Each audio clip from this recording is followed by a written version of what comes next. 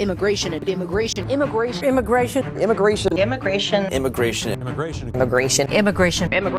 Few issues ignite debate quite like immigration. Before and after President Donald J. Trump's re-election, the discussion and debate about the issue range from people who want genuine reform to people who are just using this topic for fear-mongering, gaining clicks and attention, whatever. But there is little to no doubt that over the time, majority of Americans have turned sour on immigration. To be fair, administration after administration and presidencies have dealt this immigration with little to nothing.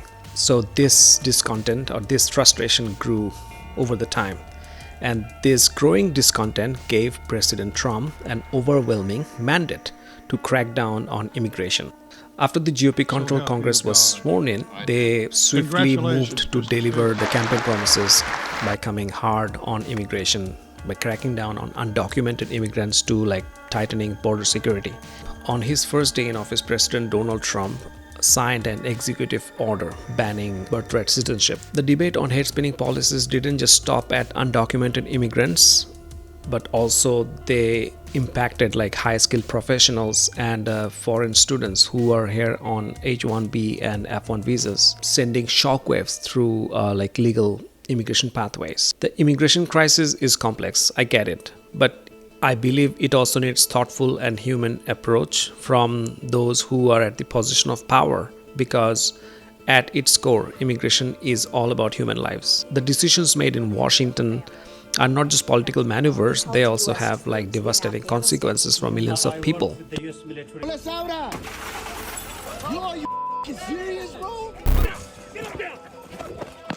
The 37-year-old U.S. citizen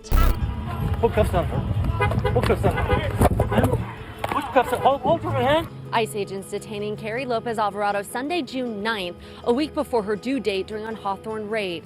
They met in Palm Springs, where he was serving in the Marines. Noah is 19 months old. Lynn is 9 weeks old. And she was breastfeeding when my wife was. She was allowed to live in the United States for nearly 50 years before she was detained over the weekend. Immigration and Customs Enforcement agents whisked his neighbor away. He still has blood. The U.S. Marine veteran whose father, Narciso, was brutally arrested by ICE agents. He was with us this week telling us about the hell his father has gone through since his arrest. To cut through all the noises on heated debates of present day, I want to take you back to 100 years. I want to tell you the story of 3 early immigrants, what their struggles can tell us, their experiences or the discriminatory policies that they face and how it changed their lives and their families, because their experiences and their struggle hold a mirror to the present and reveal the human cost of this ongoing immigration crisis. So let's go. We lose our way, blinded by the lies they say, like the beacon bright within, open line, let truth begin. Seek the proof with logic. The rules of naturalization were already set in 1790 through the Naturalization Act, which says to become an American citizen, you have to be a free white person. The 14th Amendment, which was ratified in 1868, granted right to naturalization for formerly enslaved African Americans. Then came Takao Ozawa, a Japanese-born immigrant who had lived in the United States for more than 20 years when he applied for his citizenship in 1914. To demonstrate his assimilation into American society, he highlighted his Americanized background. He was a graduate of Berkeley High School in California, had studied in the University of California for nearly 3 years, educated his children in American schools, attended American churches with his family, and spoke fluent English at home. Ozawa rightly argued that he was deserving of US citizenship and claimed he should qualify as white because his skin was lighter than that of many white people.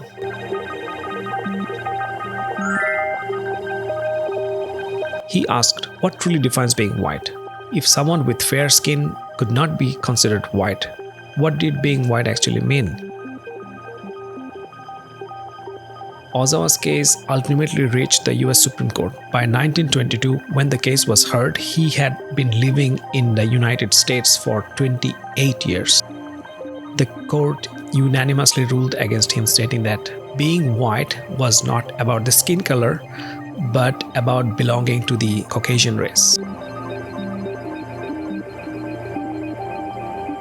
The court determined that the Japanese people are not Caucasian. That's fair, right? But most white Americans didn't trace their lineage or ancestry to the Caucasian regions, mountain regions either. Ironically, during this period, the people from Caucasus Mountain would be barred for citizenship. The whole situation was so ridiculous that after the ruling, a Japanese immigrant newspaper mocked the decision. Since this newspaper did not believe whites are the superior race, it is delighted the High Tribunal did not find the Japanese to be free white persons.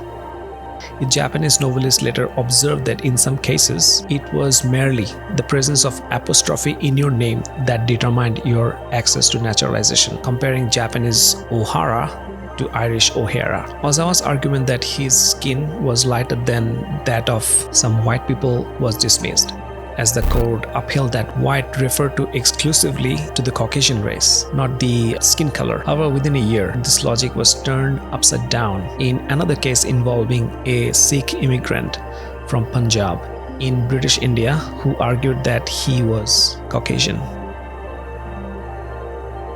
A few months after Takao Ozawa's case, another immigration tug-of-war unfolded with none other than Bhagat Singh Thind, a 21-year-old who came to the United States to pursue his higher education. 5 years later, on July 22nd in 1918, Thind enlisted for the United States Army to fight in the First World War.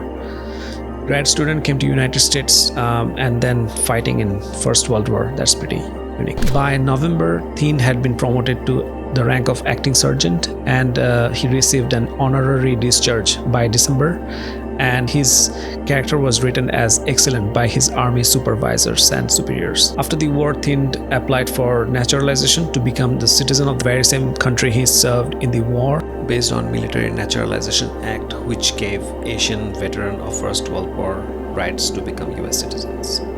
However, the Naturalization Act, which barred Ozawa to become citizen, again held the door for Thind. But by that time, immigrants already learned about the case of Takao Ozawa, and another landmark case where the Supreme Court ruled that South Asians are eligible for US citizenship because they are Caucasians like whites.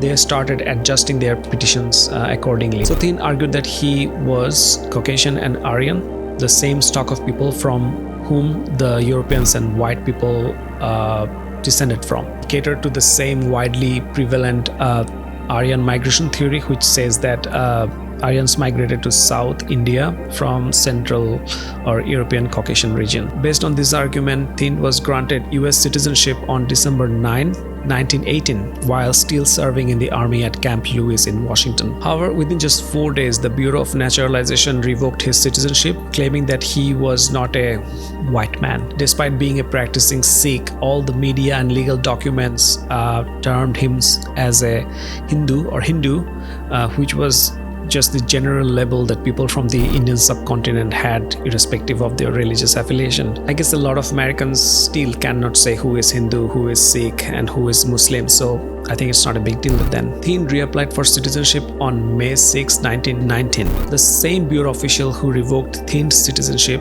accused Thind of having ties with like Ghadar Party, which is like an anti-colonial movement which sought the freedom of India from the British colonial rule. However, the judge considered Thind's military service and his arguments, finally granting him citizenship for the second time on November 18, 1920. But the Bureau of Naturalization again appeals his decision and took the case to the Supreme Court, where two questions were raised. Is a Hindu of full Indian blood, born in Amritsar, Punjab?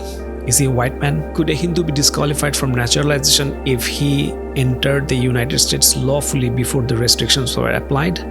In a bizarre twist, like Thind's attorney, Sakharam Ganesh Pandit, himself a Hindu American, became naturalized in 1914 by claiming that he himself is a Caucasian. Just mind-boggling that a legal case where not only the petitioner's fate but also the attorney's fate hanging in the balance. Despite everything, the court ruled against Thind, stating that the common man's definition of white man did not include the Indians. Justice Sutherland, who oversaw the case, wrote, "It may be true that the blonde Scandinavian and the brown Hindu have a common ancestor in the dim reaches of antiquity, but the average man knows perfectly well that there are unmistakable and profound differences between them today. Thin's citizenship was revoked again, and the Bureau of Naturalization issued a certificate in 1926 cancelling his status. Additionally, the citizenships of over 70 Indian Americans were revoked between 1923 and 1926. The ruling also had ripple effects to other communities like Afghans, Asians, and even Mexican Americans. Despite all this, Thin stayed in the US, earned a PhD in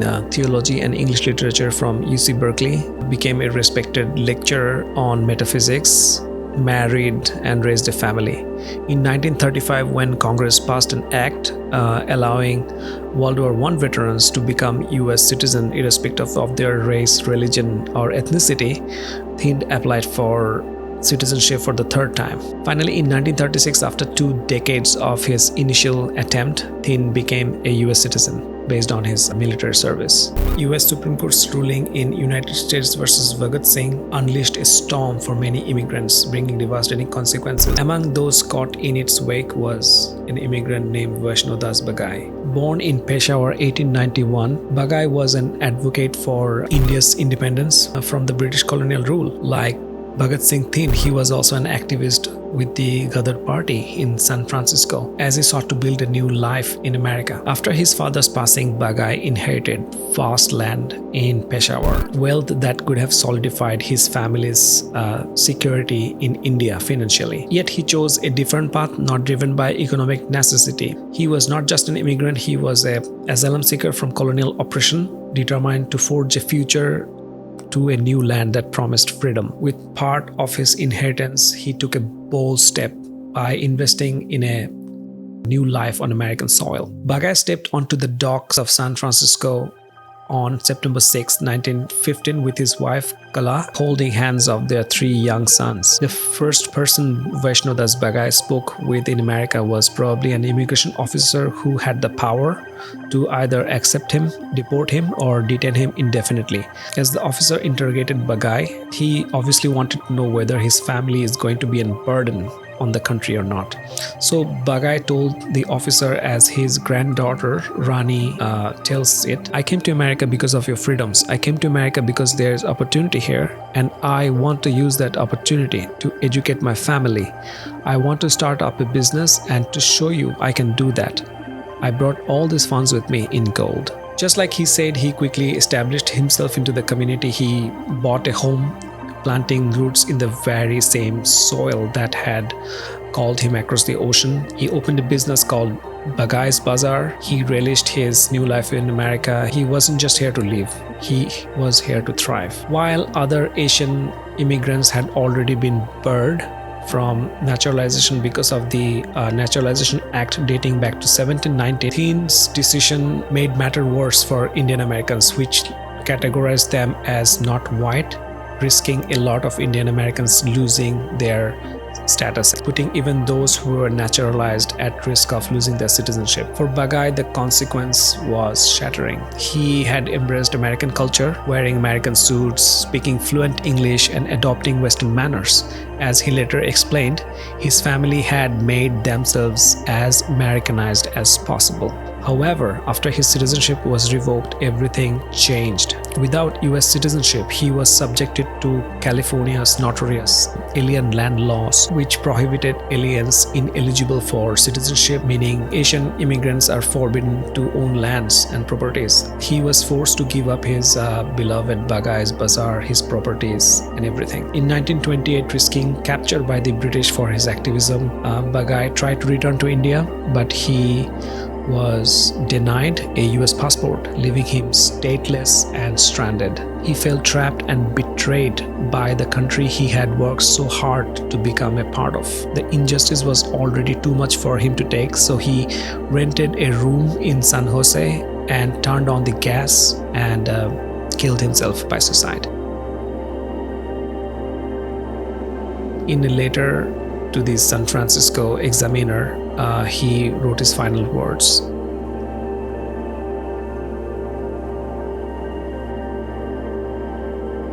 "I came to America thinking, dreaming, and hoping to make this land my home. I sold my properties and brought more than $25,000 gold to this country, established myself and try my very best to give my children and the best American education. Is life worth living in a gilded cage?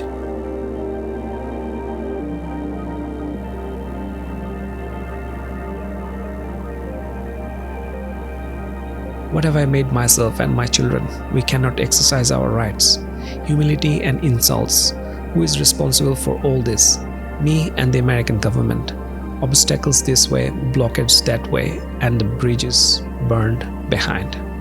Bagai's widow Kala, she lived to raise her 3 children alone, eventually remarrying a family friend called Mahesh Chandra in 1946 after Congress passed the Luce Sailor Act, which kind of allowed South Asians to be American citizen. Kala Bagai was finally granted US citizenship.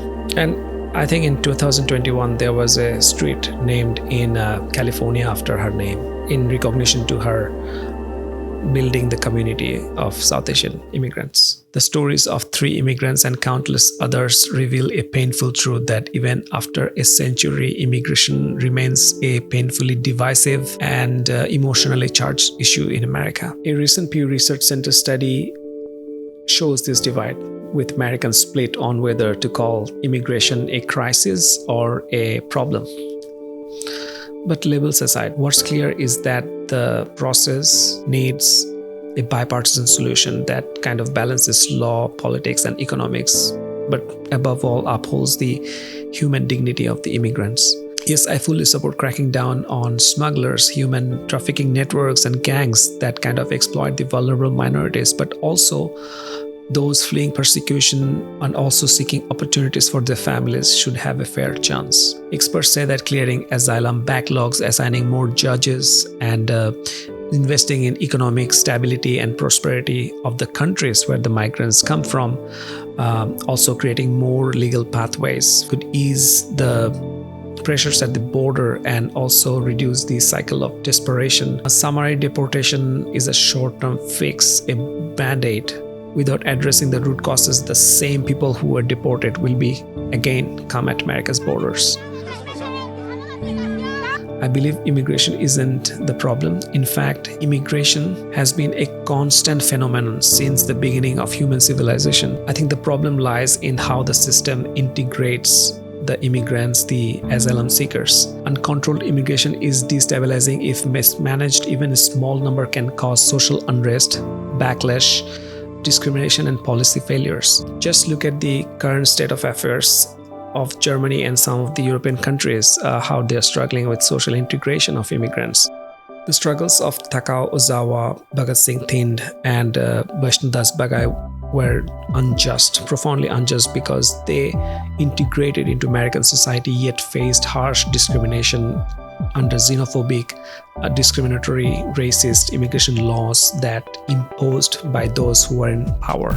As political debates rage on, one thing is certain, that those who are at the position of power must lead with compassion and implement long-term solutions rather than fear-mongering and political optics. Because trust me, no one wakes up one day and just want to migrate to another country and leave their native country behind.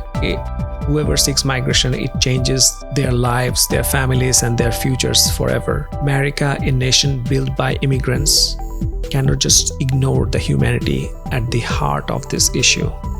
Thank you so much for watching.